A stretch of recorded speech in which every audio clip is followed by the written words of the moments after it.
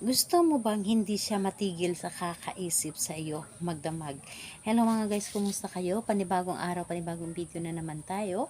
And sa araw na ito, isa na namang video ang aking ituturo sa inyo na simpleng gabay o simpleng mamamaraan na makakatulong sa atin. At bago ang lahat, gusto ko lang mag-disclaimer sa mga taong hindi naniniwala at hindi gusto ang mga kagaya nitong video. Please skip this video and maghanap kayo ng videos na gustong gusto nyo dahil ang video na ito ay para lamang ito sa mga taong naniniwala and gusto mag-try. Sa lahat po ng mga nagko-comment po dito sa aking video dito sa loob ng aking channel, mag-ingat sa lahat ng mga nagre-reply sa inyo na dinadala kayo sa kanilang WhatsApp, iniho up upang makaiwas po tayo sa scam. Ngayon po, ituturo ko sa inyo kung paano siya hindi makatulog o lagi mag-iisip or iisipin kanya magdamag sa paggawa ng isang ritual na ito. Alam niyo ba na napakadali lamang na ritual na ito at alam nyo ba na napakabisa nito? Dahil lagi ko itong ginagawa sa aking partner, lalo na kapag kami ay magkalayo sa isa't isa or di kaya hindi siya makakauwi sa aming bahay na sa ibang lugar siya makakatulog or sa ibang bahay kung meron siyang pinupuntahan. So ito ang aking ginagawa na hindi siya makakatulog kapag hindi niya ako kasama or hindi kami kasama ng anak niya.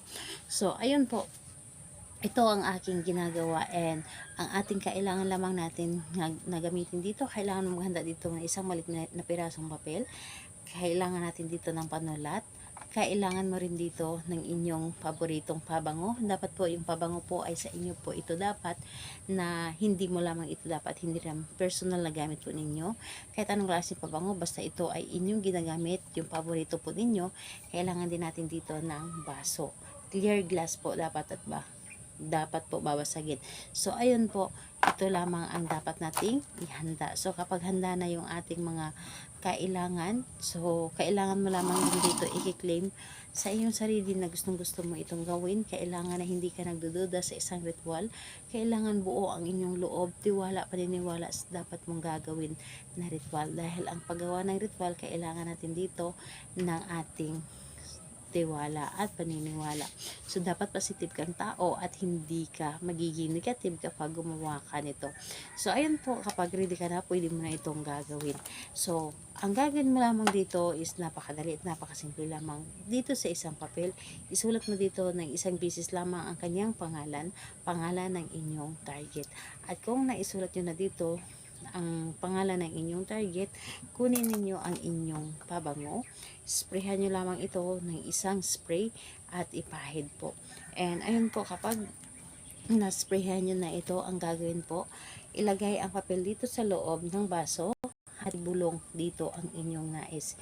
Ibulong ninyo dito ang inyong nais, halimbawa na lamang sa pamamagitan nito, ikaw, pangalan, apelyido ng inyong target, hindi ka makakatulog sa kakaisip sa akin magdamag, ako lamang ang lagi mong iisipin, ako lamang ang laging laman ng inyong puso, gusto mo ako makasama, ako lamang ang imamahalin, magiging sweet ka palagi sa akin, lahat na gusto mong sabihin mo na dito, ibulong mo dito na kailangan ay maganda ang inyong mga sinasabi or di kaya nanggagaling po talaga sa inyong puso ang inyong mga sinasabi. Yung tipong hindi lang siya basta-basta na inyong sinasambit, kundi nanggagaling talaga sa inyong puso.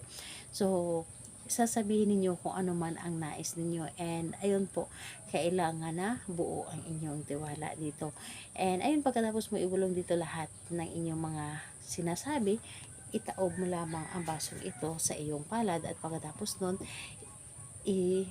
ilagay ninyo ito doon sa mesa or di kaya sa ibabaw ng inyong cabinet or di kaya Durabox, ilagay niyo po ito doon, inhayaan po ninyo ito, hayaan ninyo at magugulat na lang kayo na ang partner ninyo or ang target ninyo ay agad na tumawag sa inyo at sasabihin na hindi siya makakatulog at talagang ipaparamdam niyo sa inyo kung gaano kanya kamis. So ayun, gawin na ito sa kahit anong araw at oras, pwede po, napakabisa nito. Salamat po sa inyo. Bye bye everyone. God bless us all.